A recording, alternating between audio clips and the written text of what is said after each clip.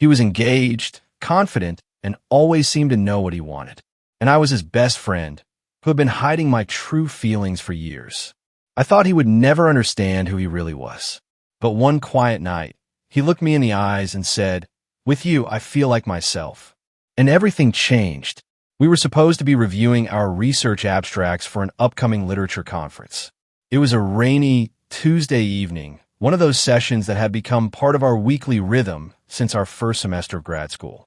But Tyler closed his laptop, leaned back, and asked that question so suddenly that it caught me mid-sentence.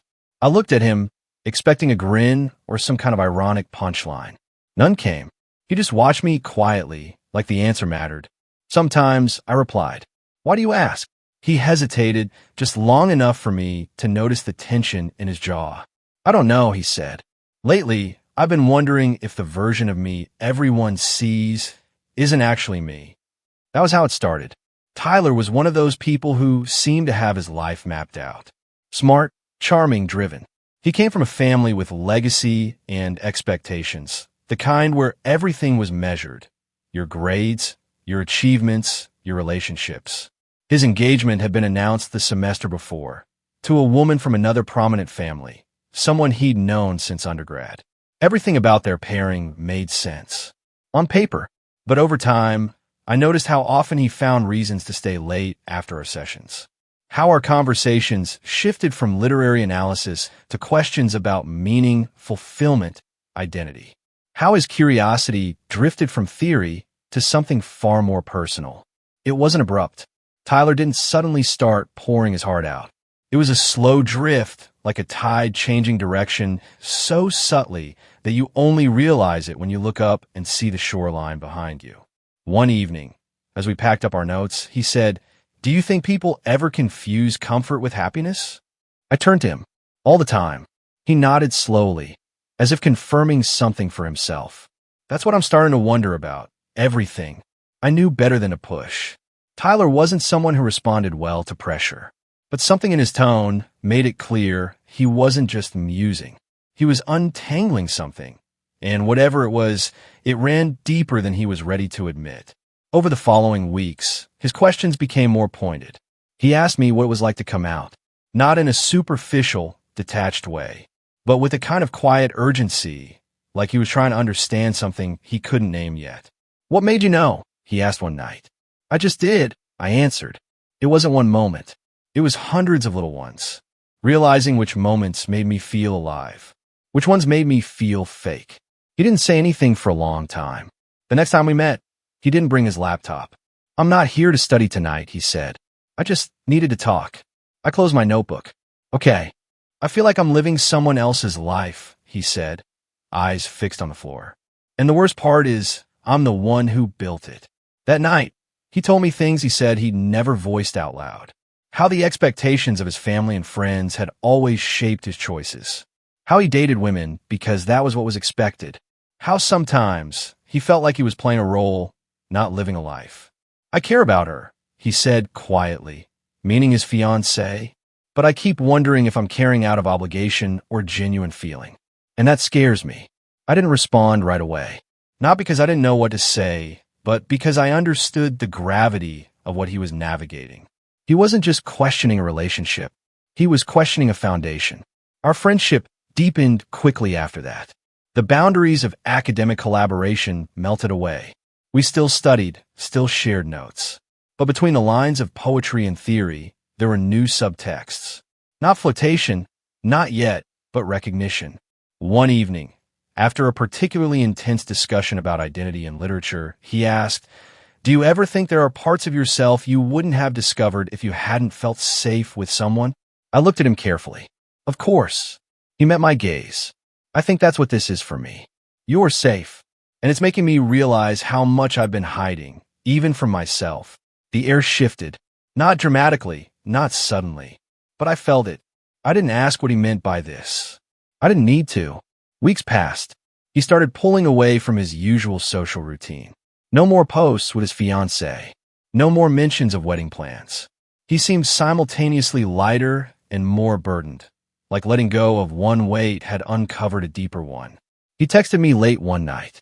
"You up?" I was. He showed up at my door 10 minutes later, soaked from the rain. I needed to see someone who doesn't expect anything from me, he said. You okay? I don't know. I made tea. We didn't talk much. Just sat in silence, letting the moment breathe.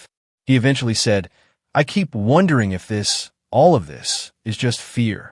Not of being with the wrong person, but of being honest with the right one. There it was. A line drawn, barely visible, but unmistakable. I wanted to ask what he was afraid of, but I waited. A few nights later, he asked, do you think it's possible to want something your entire life and not know it until it's standing right in front of you? I think that's how most people find truth, I said. That evening, he stayed longer than usual. We didn't cross any lines, but something settled between us. A mutual understanding that we were both standing at the edge of something irreversible. I'm not saying anything needs to change, he said before leaving, but I think I need to stop pretending everything's fine. Because it's not. He paused at the door. And with you, it doesn't have to be. In the weeks that followed, Tyler began confronting his life with a quiet courage I hadn't seen before. He had long conversations with his fiancée. He told his family he needed time to reflect. He pulled away from the version of himself that had been molded by expectation, not desire. And he kept showing up at my door. Not every night, not with dramatic confessions, but with presence, with conversation, with the kind of honesty that reveals itself only when someone stops performing. I don't know who I am, he admitted one night, but I feel closer to figuring it out with you than I ever have alone. That wasn't romance. Not yet. That was trust. That was the moment someone reaches out and asks not to be judged for the questions they don't yet have answers to. I didn't tell him how I felt. I wasn't sure it would help. He needed space to figure out if his questions were about me or about himself. But I started hoping, and that hope became a quiet kind of tension, not painful, not desperate, just constant. By the end of the semester, he was no longer engaged. His family wasn't thrilled, but they didn't turn away from him either. He told them he needed to live his life authentically, and that he didn't yet know what that meant. You were right, he told me one night as we sat in the park. It's not one big moment. It's hundreds of little ones. And I think us talking like this is one of them. And then he added, almost too softly to hear, I feel like you're the first person who actually sees me. Not who I'm supposed to be. Just me. I didn't say anything. I didn't need to. Somewhere in all those conversations and all those long silences, we had started building something that didn't need to be named to be real. And neither of us was pretending anymore. Tyler started showing up more often, not just for study sessions, but without an agenda. Sometimes he'd bring coffee and sit in silence. Other times he'd show up with a question that had clearly been haunting him all day. Our interactions slowly drifted from predictable routines to something unstructured, more vulnerable. He no longer pretended that we were only meeting for school. It began quietly. One evening he asked, do you ever feel like you became the person everyone needed you to be before you figure out who you actually are? I paused. Yeah, I said. I used to think pleasing people was the same as being a good person, until I realized I was slowly disappearing. He nodded. That's how it feels. Like I've built a whole life around people's expectations, and I'm the only one who never got a vote. The way he said it wasn't bitter. It was full of fatigue and something deeper. The disorientation of beginning to see yourself for the first time and realizing you don't recognize what's there. Tyler never said it outright, but I knew I had become the space where he let his guard down. Around others, he was still the fiancé, the son, the reliable student. Around me, he stopped performing. He told me one night, I used to think the hardest part of questioning your life was disappointing people. But it's not. It's realizing how long you've been disconnected from yourself. I didn't respond right away. Some truths don't need responses. Another night, while we walked through the campus after dark, he said, when I'm around you, I don't have to monitor what I say. I don't worry about how I'm perceived. I just am. There was a pause, and then he added, I don't even feel that free when I'm alone. It was in these quiet admissions that I saw the shift. Not a dramatic transformation. Tyler wasn't built for extremes, but a slow peeling away of layers. One at a time, with careful hands. He stopped talking about the wedding. He stopped answering texts from friends who only knew him as part of couple. He stopped using words like normal and supposed to and began saying maybe and I'm still figuring it out. One evening he asked, "When did you know? About who you are?" "I didn't," I said. "Not at first. I just knew what didn't feel right. And then, little by little, I found what did." "And did that scare you?" "Yes. But living a lie scared me more." He was silent after that. When I glanced over, I saw he was looking at me. Not like someone searching for answers, but like someone realizing he already knew them. The next week, he showed up at my place late. No explanation, no coffee, just a quiet presence. He sat on the floor beside my couch, knees pulled in, and said, "I think I've been pretending for so long that I forgot how to tell what's real." We talked for hours. Or rather, he did. I listened. He spoke about his childhood, the pressure to succeed, to be admired, to make safe choices. He spoke about his first crushes, which he dismissed at the time. How he convinced himself that admiration for boys was just competition, not attraction. How dating women felt easier because it was expected, not because it ever felt fully right. "I never hated it," he said, "but I never felt present either. It was like acting in a play where I'd memorized the lines but never believed them." He looked up at me then. "But with you, I don't feel like I'm acting."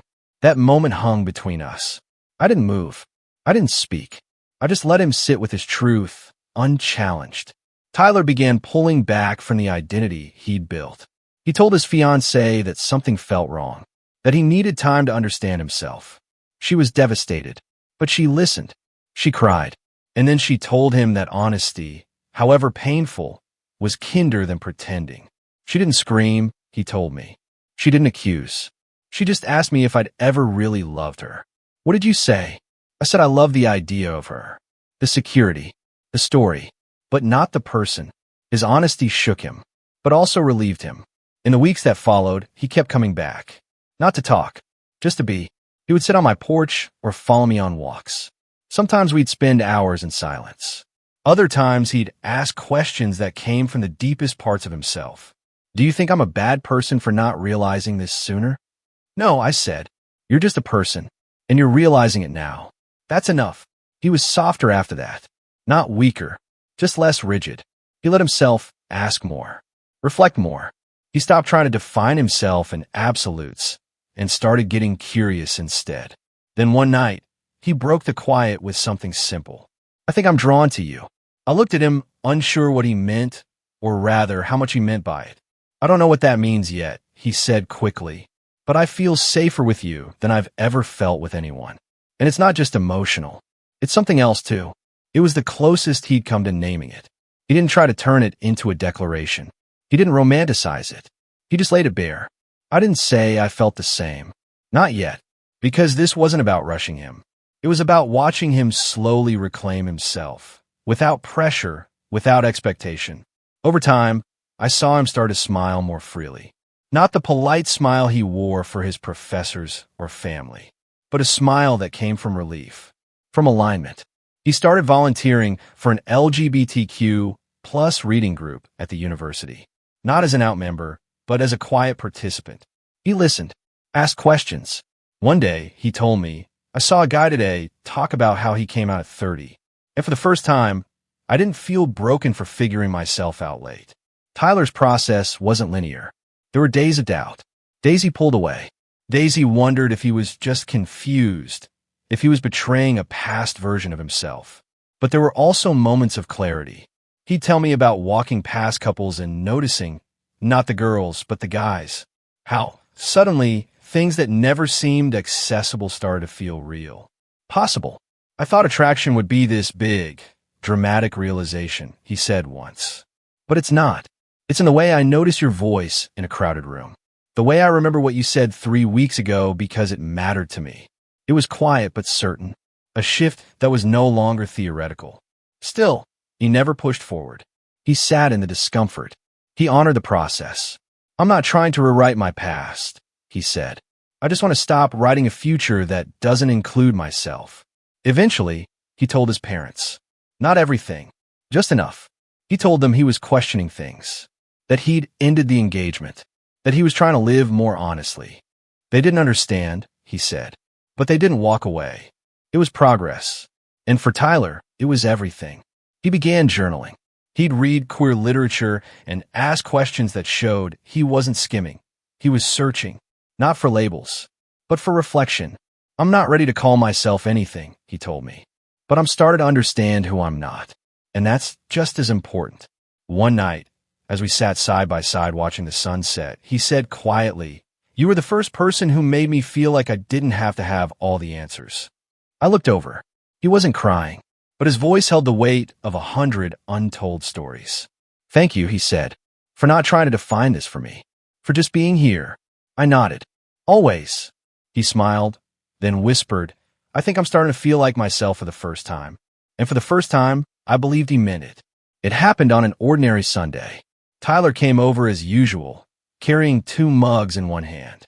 He didn't say much at first, only that he wanted to talk. I knew better than to ask too soon.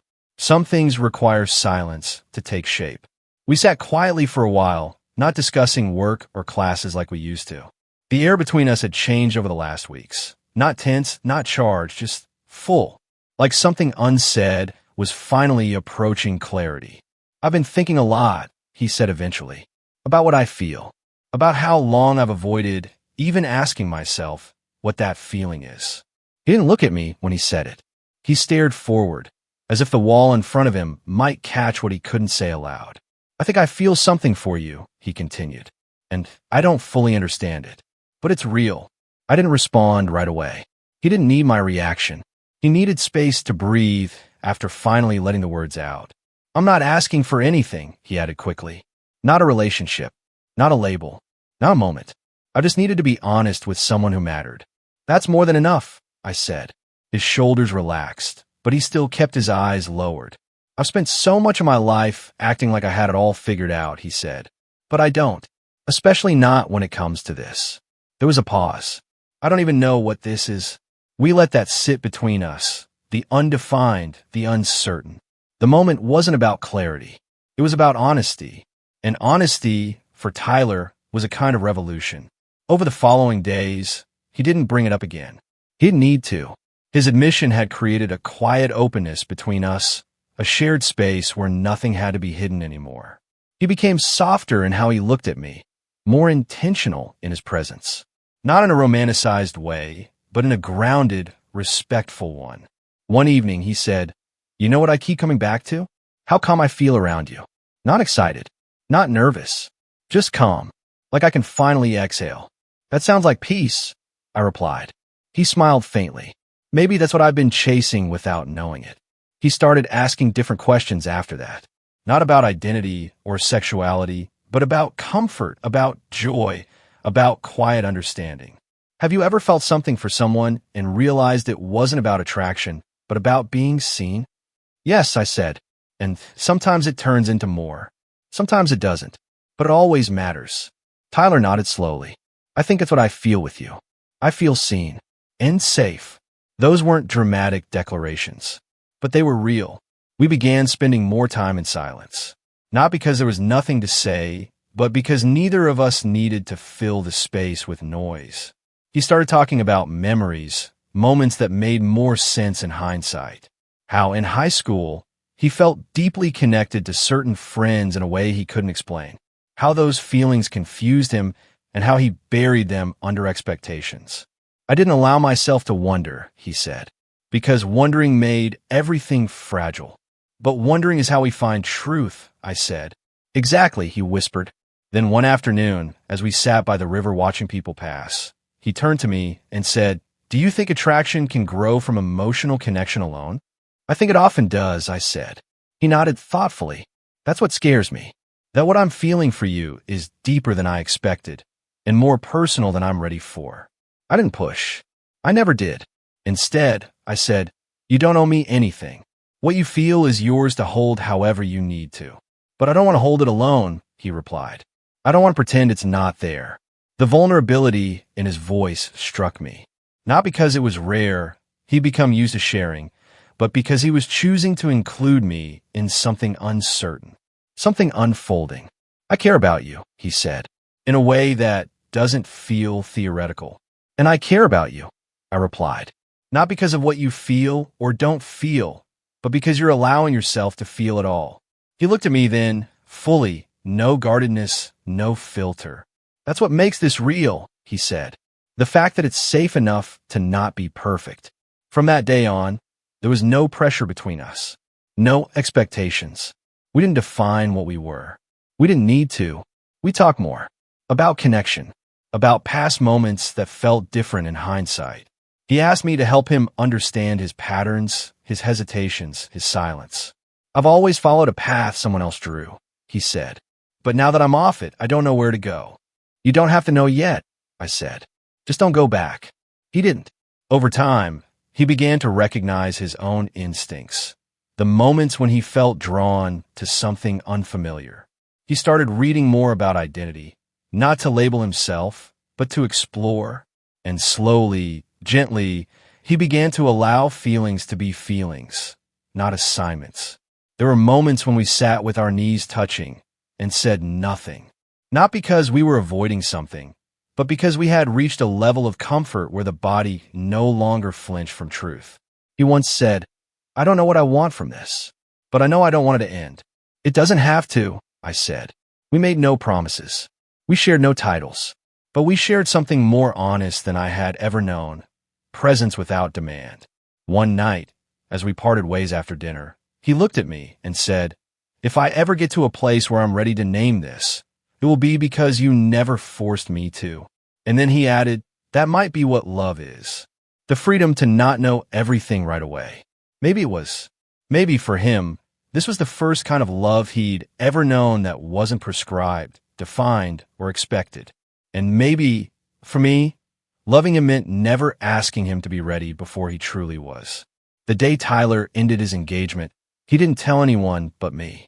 He came over just after sunset, quiet but steady. I told her the truth, he said, or at least as much of it as I understand. We sat down across from each other, and he exhaled like he'd been holding his breath for weeks. I didn't use labels. I didn't try to explain everything. I just told her I wasn't in the place I thought I was, and it wasn't fair to keep pretending. How did she respond? I asked. She cried, he said softly, but she wasn't angry. She said she'd known something had been off for a while. She said she appreciated the honesty. There was both relief and sorrow in his voice. I expected a meltdown, but she just listened, asked me if I was okay, told me she hoped I'd figure out what I needed. That conversation changed everything. It wasn't just the end of a relationship. It was the first time Tyler stopped living for someone else's expectations. He didn't come out to her. He didn't name anything, but he opened a door that had always been locked. I feel like I've been carrying around someone else's life, he said, and I finally put it down. The next challenge was telling his parents. He waited nearly a week. We talked the night before, not about strategy, but about fear. My parents have always loved the version of me I gave them, he said. What if that's the only version they know how to love? Then it's their turn to grow, I said. You've done enough shrinking. He nodded, but I could tell he was terrified. He called them the next afternoon, asked them to sit down. Then he told them he'd ended the engagement and why. He didn't say, I'm gay. He said, I'm questioning things. He said, I need time to understand myself. He said, I've been living by rules that were never mine. They didn't yell, he told me later that night. They didn't hang up, but they were quiet, really quiet. His mother cried. His father asked a lot of questions, some clumsy, some thoughtful. They said they were worried about his future, about how people would treat him, about what it all meant. But they didn't shut me out, he said. They didn't get it, but they stayed on the line. That mattered. We walked together that evening. He didn't say much for a long time. Finally, he said, I thought I'd feel free, but mostly I feel raw. Because freedom isn't clean, I said. It scrapes away everything you used to hide behind. He nodded. It's like I took the armor off, and now I can feel every word, every silence. That's what being real feels like, I said. It's not pain-free. It's just honest. He looked at me. I'm scared. Good, I replied. That means you care. In the days that followed, Tyler didn't rush to tell anyone else. But slowly, piece by piece, he began unfolding. A trusted cousin. A professor who'd always been kind. A childhood friend he hadn't seen in months. Each time was different. Some were surprised, some supportive, some unsure of what to say, but none turned away. "It's strange," he said once. "Every time I say it out loud, I believe myself more." He wasn't just coming out to others. He was coming out to himself, one honest moment at a time. There were hard days, days where the guilt came back. For hurting his fiancée, for breaking his parents' expectations, for not figuring it out sooner. "I'm not ashamed of who I am," he told me once. "I'm just ashamed that it took me so long to be honest." "There's no shame in surviving," I said. He let those words settle. "You were the only one who never asked me to explain," he said. "You just stayed. You did this," I told him. "I just walked beside you while you did." And he did. He kept walking forward. He stopped pretending. He began speaking about identity, not with apology, but with curiosity. He still wasn't ready to label himself, but he no longer felt the need to perform. He didn't call himself anything. He just called himself honest. And for Tyler, that was the biggest step of all. It didn't happen overnight. Nothing meaningful ever does. But slowly, deliberately, Tyler and I stopped orbiting each other and started living side by side. There was no dramatic confession, no line crossed under candlelight. Just the steady accumulation of small moments that left no room for doubt. He started showing up not as someone in crisis, but as someone choosing this, us, with quiet intention. We didn't need to define it. We were together. And being together felt less like a decision and more like a natural continuation of what had already begun. We moved into a small apartment close to campus. It wasn't a declaration. It was practical, but it meant something. Tyler no longer needed a separate space to process. He had found stability not only within himself, but in the quiet rhythm we built together. He told me once, "I used to think love required certainty, but what I've learned is that love gives you the courage to live without needing all the answers." We shared responsibilities. Grocery runs, laundry, long Sunday walks. We studied in the same room, but worked on different things. We gave each other space, and when one of us reached for the other, we met in the middle, not out of need, but out of choice. And in that space, Tyler changed.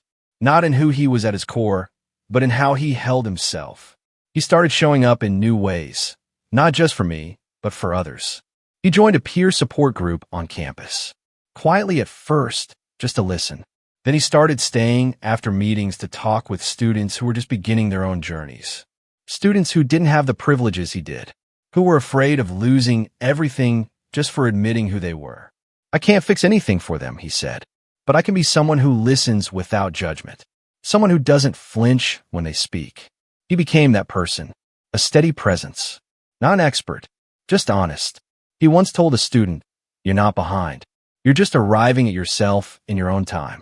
I watched him grow into someone I admired, not because he was fearless, but because he let himself be vulnerable and still chose to show up for others. We talked often about the life we were building. "I don't want a perfect life," he said. "I just want one that's real." We weren't loud about our relationship. We didn't post curated moments online, but we also didn't hide. He introduced me as his partner at department events. We held hands when we walked home, not to prove anything, just because it felt natural. His parents came to visit 6 months after he came out to them. They were quiet, reserved, unsure how to behave. But they came. They listened when he talked. They asked about our research, our plans, our future. After they left, he sat down next to me and said, "They're trying." And that's more than I thought I'd get. And slowly, they kept trying. His mother started sending him articles about LGBTQ history and psychology. His father asked questions about policy and support networks. It wasn't perfect, but it was sincere. Tyler no longer lived in fear of their expectations. He was creating his own standards now for how to be a son, a partner, a man. He began volunteering for a local organization that provided housing assistance for LGBTQ youth who had been displaced. He said, "I had a safety net when I started questioning. A lot of people don't."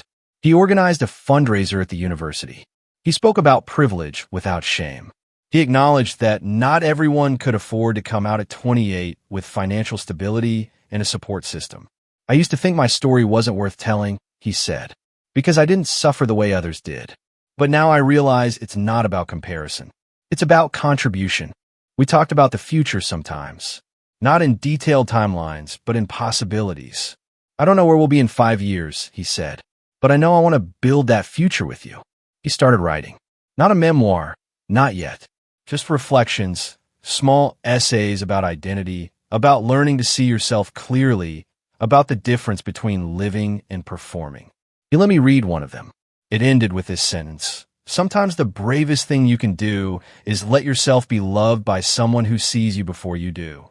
We had disagreements like anyone else. We had hard weeks and missed signals. But we always came back to the same place, honesty. That was our anchor. Not romance, not passion, honesty. We built something stable, not because we avoided conflict, but because we trusted each other enough to face it. Tyler said one evening, "For years, I was afraid of being seen. Now I crave it, because being seen by you taught me I wasn't broken, just unfinished." That's what our relationship became. Not a resolution, but a beginning. A shared journey of building a life grounded in mutual respect, in gentleness, in the belief that growth doesn't require perfection. I watched him speak at a campus event nearly a year after we moved in together. He stood in front of dozens of students and said, "You don't have to rush to name yourself. You don't have to justify your pace. You are not late. You are simply arriving, and that is enough." And then he looked at me, not for approval, not for courage, just because I was the place he'd started from. And I realized in that moment how rare it is to witness someone choose themselves and to know you got to walk beside them as they did.